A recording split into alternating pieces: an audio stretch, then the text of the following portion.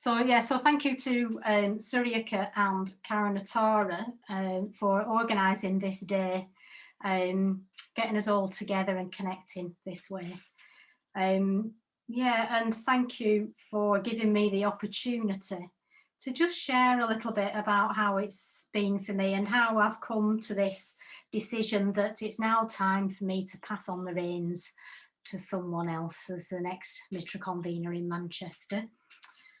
Yeah, it's not been an easy decision, not by any stretch of the imagination. It's been a long process, a long, hard, challenging process. But I've now come to the point where I know it's the right decision, and I think once I've come to the end of this little talkette, I think you'll see why I've come to this decision. So a little bit of a journey for me. So recently I had the very, very good fortune to go on retreat at Dharna Kosha. So every year I go on the New Year retreat at Dharna Kosha. And for the last 6 years or so, I've been on the team. And so we worked out that if we self-isolated for 10 days, we were able to go on the retreat. So there were 6 of us in the shrine room on the team, and everybody else was on Zoom. And I have to just say that I am still basking in the benefits of that retreat. I'm definitely feeling it. It also sort of highlighted for me why 2020 was such a difficult time for me. I'll talk about that as I'm going along. So the theme of the retreat was the White Lotus Sutra. And that gave me an opportunity to give a talk on the parable of the rain cloud. Now, it went 20 years ago. I did the parable of the rain cloud and the White Lotus Sutra in Mitra study. It was life-changing. That parable changed my life. Yeah, I'll not go into all the details of why that was. But in the parable of the rain cloud, you have, in nature, you have the rain falls on the ground and each plant grows in its own way. So the oak trees grow into more and more like an oak tree. Daffodils grow into, and become more and more a daffodil. And the Buddha's Dharma rain falls on us the same. So the Buddha's Dharma rain falls on us all equally, and we grow in our own way through hearing the Dharma. Yeah. And it was a real aha moment for me, was that, yeah, I can, with my qualities and, you know, my conditions. So Farasaki's just mentioned some of my conditions. We grow in our own way. Yeah. So I gave a talk about this at the New Year retreat. And in the White Lotus Sutra, the Buddha teaches 4 responsibilities for our practice.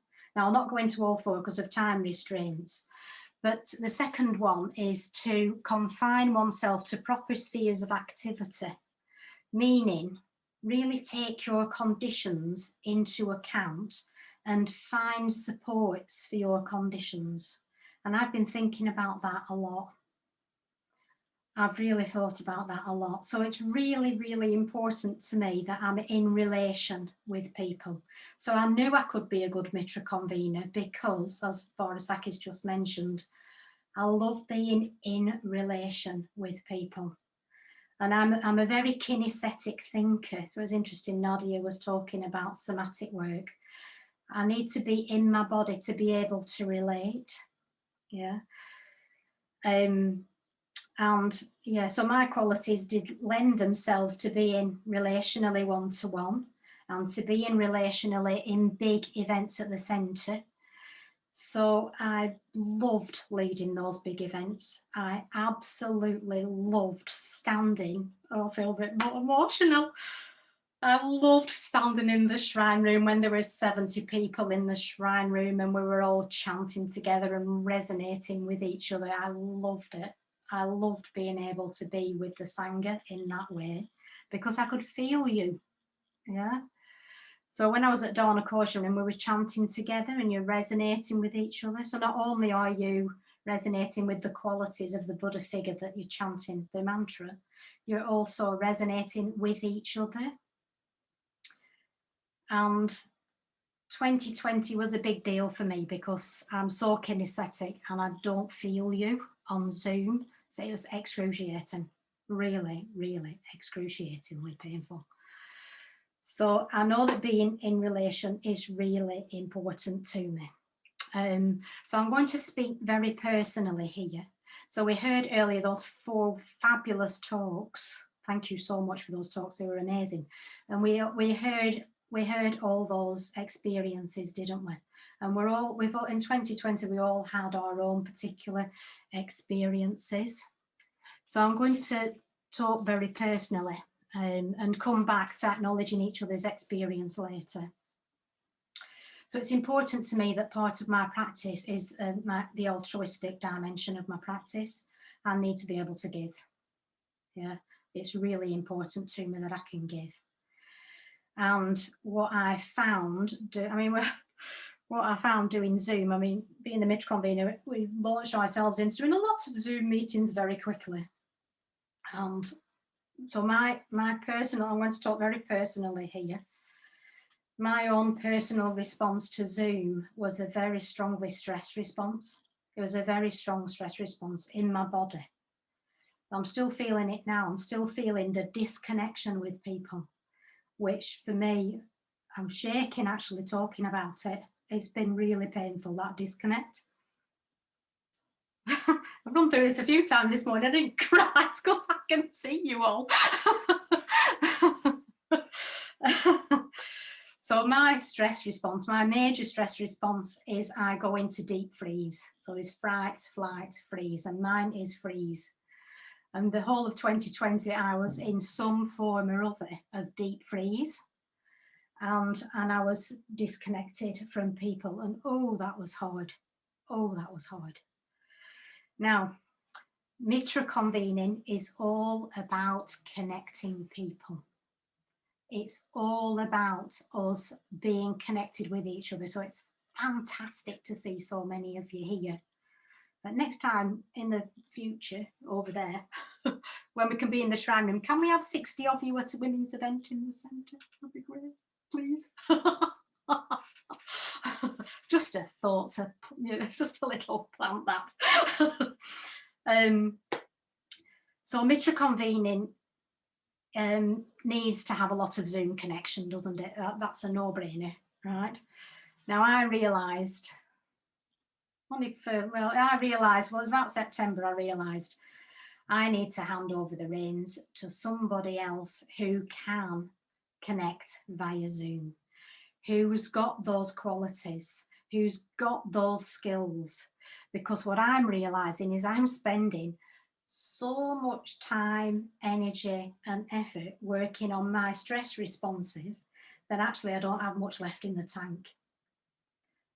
My tank is empty, yeah.